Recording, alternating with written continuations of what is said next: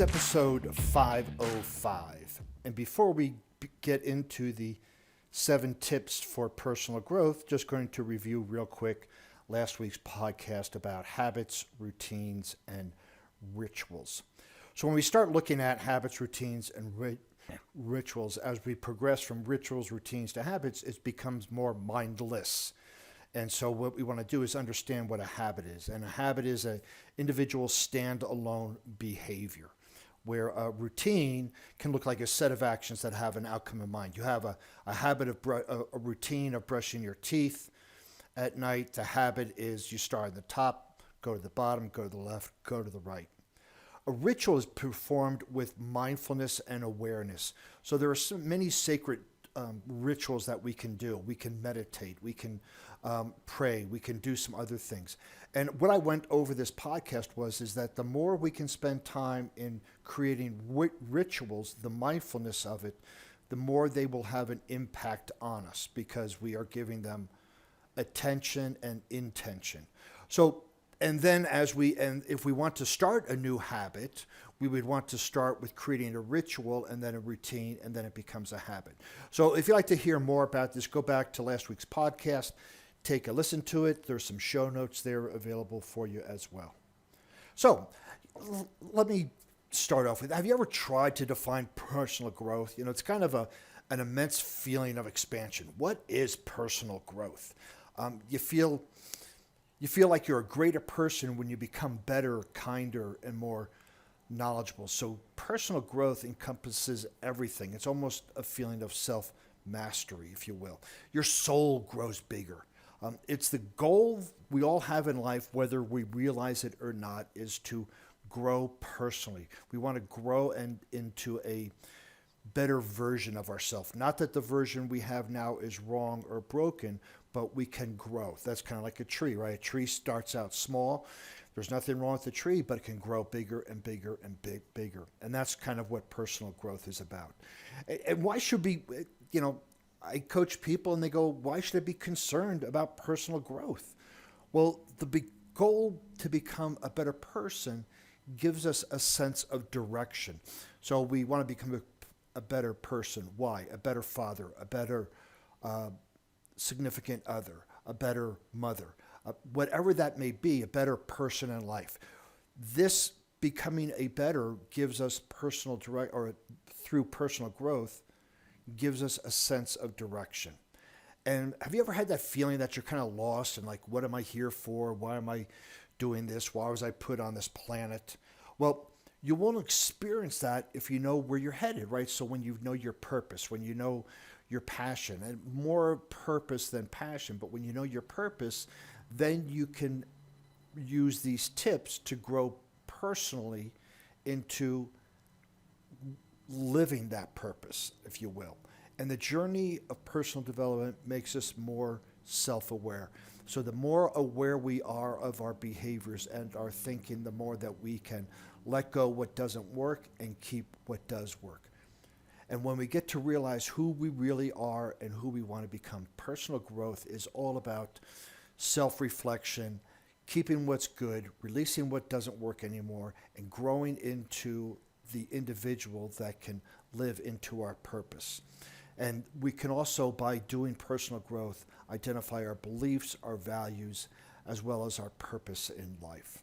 So the first tip that we want to realize is to act. We all have dreams, but until we start acting upon them, they will remain dreams. So part of personal growth is taking action. We either have results or we have excuses, one or the other. If you have a dream, if you have something you want to aspire to, you need to take action.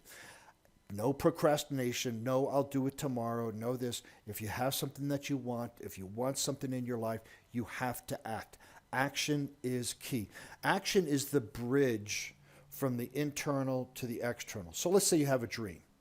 You have a dream, a vision in your head of what you want to accomplish. Well, the only way you get that is by taking action, and then you manifest it in this gross material world. So action is the bridge. Action is your magic wand to create what you want. You can think of it all you want, But until you take action, it's not going to manifest. So the action is the key ingredient in manifest in taking something invisible and making it visible. And for personal growth, this is probably one of the biggest things to learn and embrace, is to constantly take action for what you want. You need to confront your comfort zone. Number two, you can call it a comfort zone, you can call it laziness, however you put it, it's the same thing. You're not doing anything. Or you're doing the same thing over and over again and not getting any different results. Your comfort zone is just that. It's comfortable. There's an expression, the devil known is better than the devil unknown. But your comfort zone is your devil known. And you need to confront it, going, why are you here? How is this working?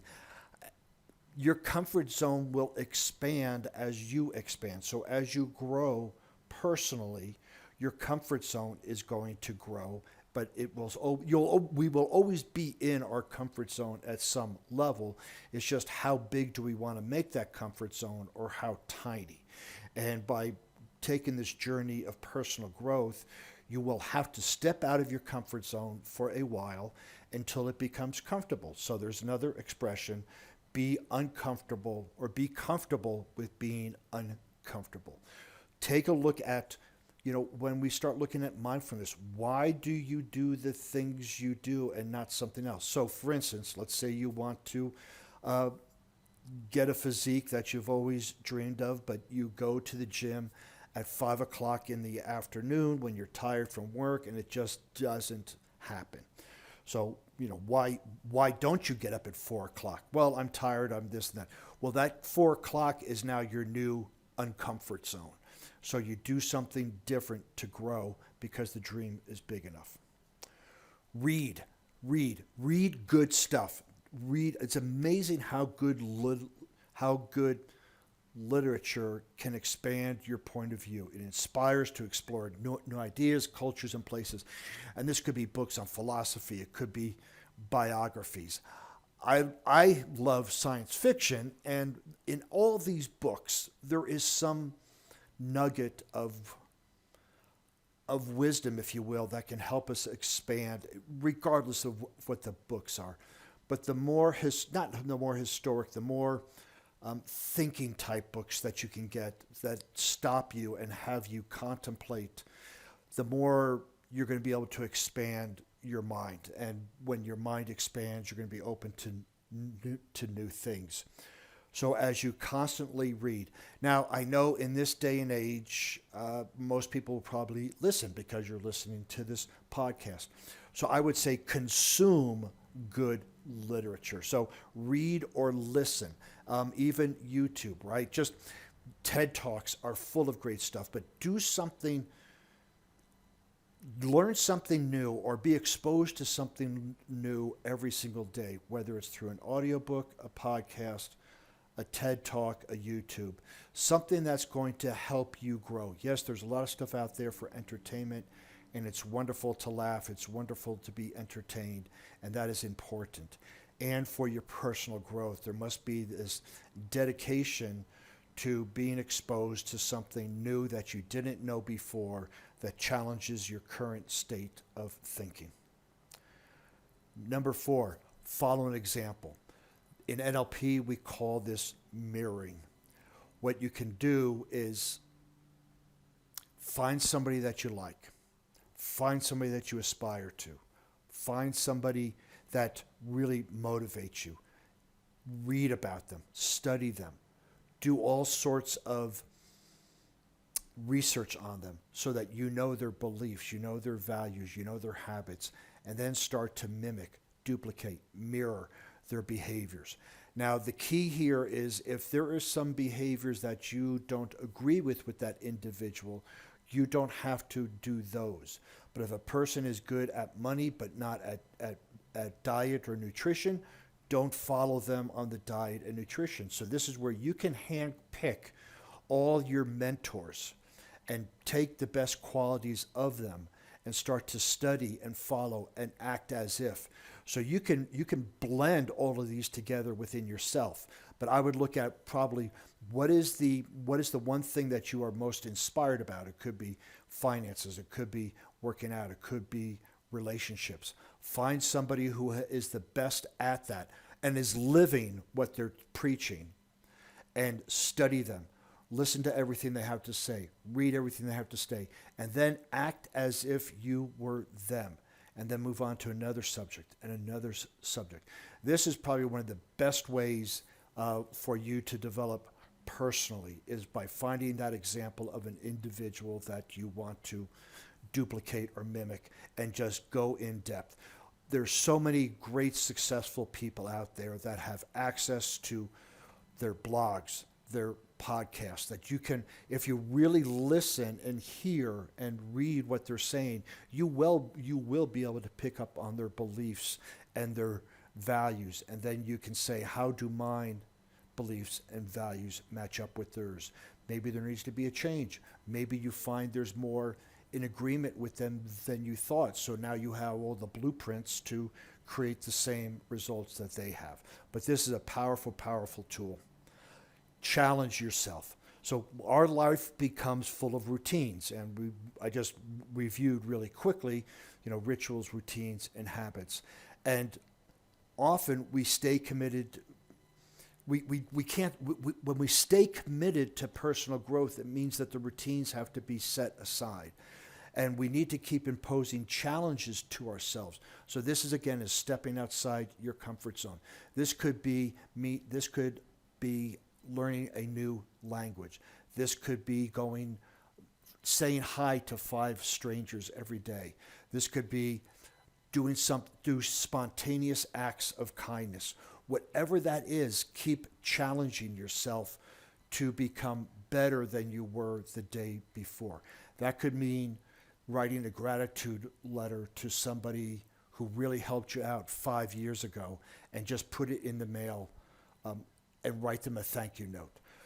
Call up somebody who haven't you talked to in a while and say, I love you. All of those things are challenging, because if it wasn't a challenge, you'd be doing it all the time. But if you're not doing it all the time, there is a challenge to it. So find how to keep challenge yourself. Try something new. Try something every day that makes you feel uncomfortable in a good way, not a bad way, like doing something that's painful of a physical activity, although those might be good too, but do something that's going to push you out of your comfort zone. Become physically stronger. This is, I preach this, I teach this with my coaching, is that the physical opens the mind to the mental to the emotional to the spiritual.